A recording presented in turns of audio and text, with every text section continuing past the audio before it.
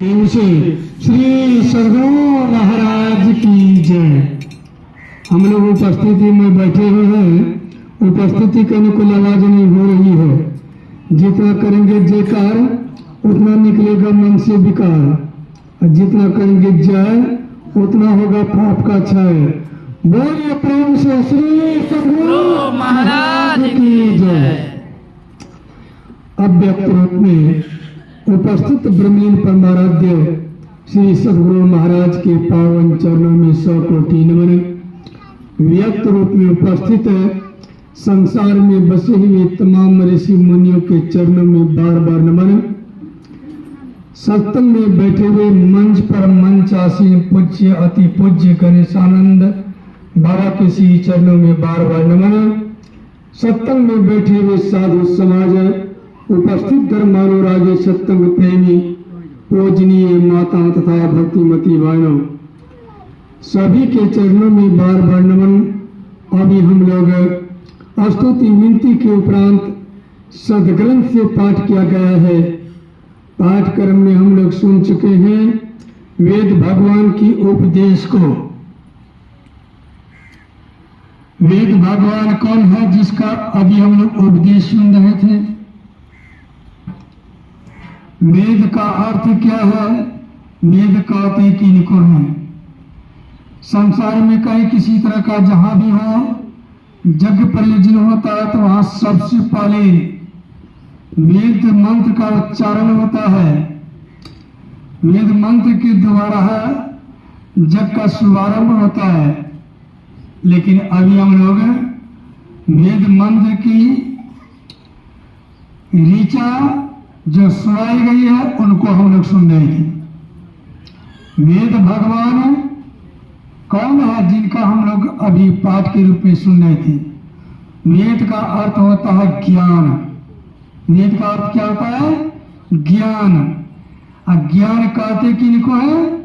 ज्ञान कहते हैं गुरु को, और गुरु कहते हैं ज्ञान को।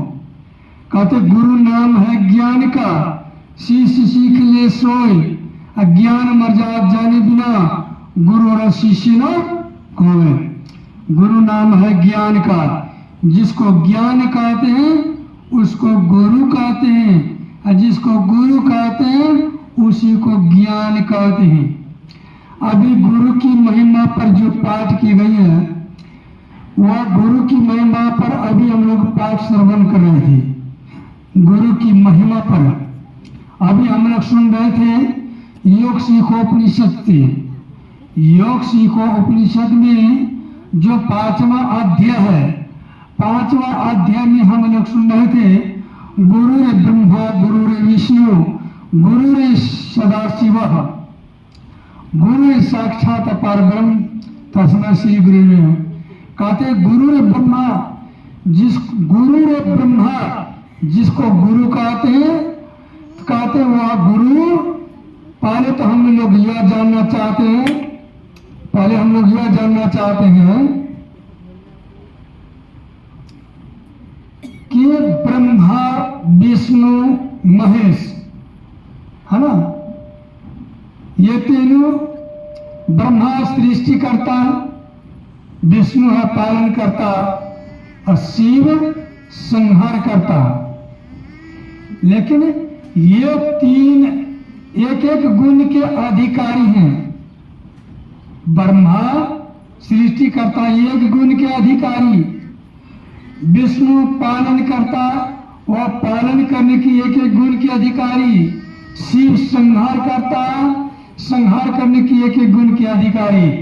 लेकिन यह गुरु जो है जो तीनों लोकों में बढ़कर के नहीं है, तो वह गुरु से बढ़कर के तीनों लोकों में कोई नहीं है।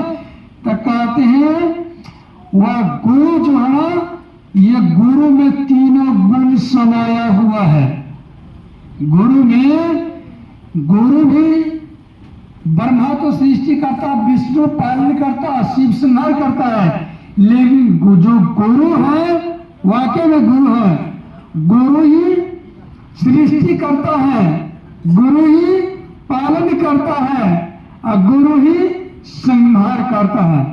आप लोग बोलेंगे सो कैसे?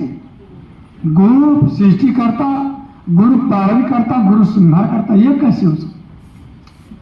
लेकिन गुरु जो सृष्टि करता है, तो गुरु जिस शिष्य में ज्ञान भर दे, है ना, गुरु जिस शिष्य में ज्ञान भर दे, सृष्टि कर दे, ज्ञान का उपार्जन कर दे, ज्ञान का रचना कर दे, तो कहते हैं ये गुरु।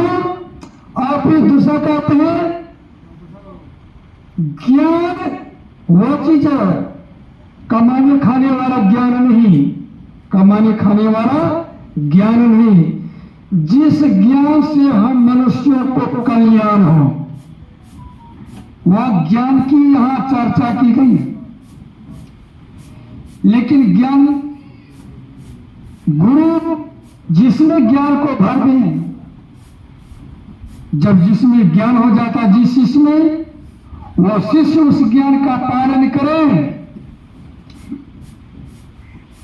तो फिर इस शिष्य के लिए क्या कहना है? तो जिस ज्ञान में कहते हैं गुरु, जिस ज्ञान के बारे में कहते हैं, अब गुरु ऐसे हैं दयाल,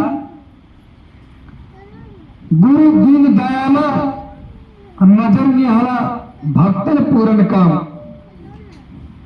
ऐसे दयालु गुरु जी है जो कि शिष्य में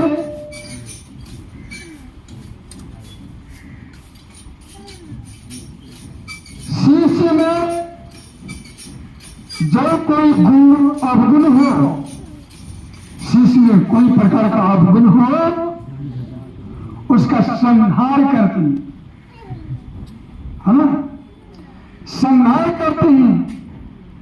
जब तक गुरुजी शिष्य के अंदर रहने वाला अज्ञान को संहार नहीं करेंगे, तो यह ज्ञान का उदय नहीं हो सकेगा, नहीं हो सकेंगे। कहते हैं मैत्रेयोपनिषद में लिखा हुआ है, मैत्रेयोपनिषद में लिखा हुआ है,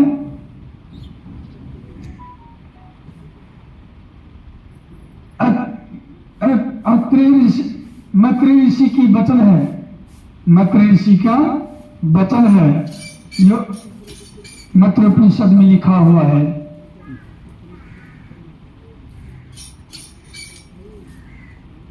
मैत्रेयोपनिषद में लिखा है,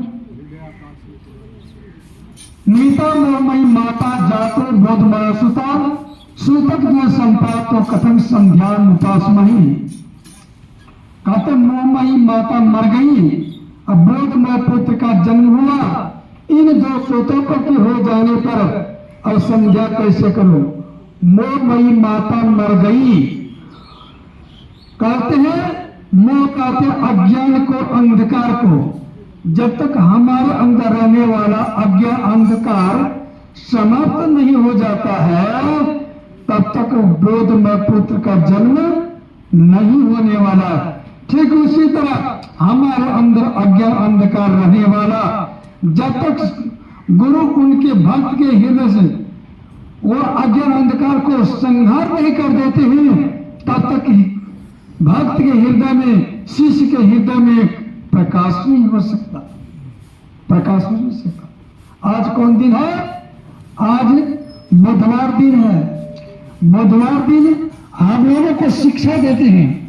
जाके किसी संत ने कहा था, किसी संत ने कहा था, जाके रवि पंचक नहीं ताही चतुर्थिया नाही, ताको सप्तक घेरे रहे कबहू तीर्थिया नहीं। रविवार का 5वां दिन गुरुवार दिन, रविवार का 5वां दिन कौन दिन होता है? गुरुवार दिन।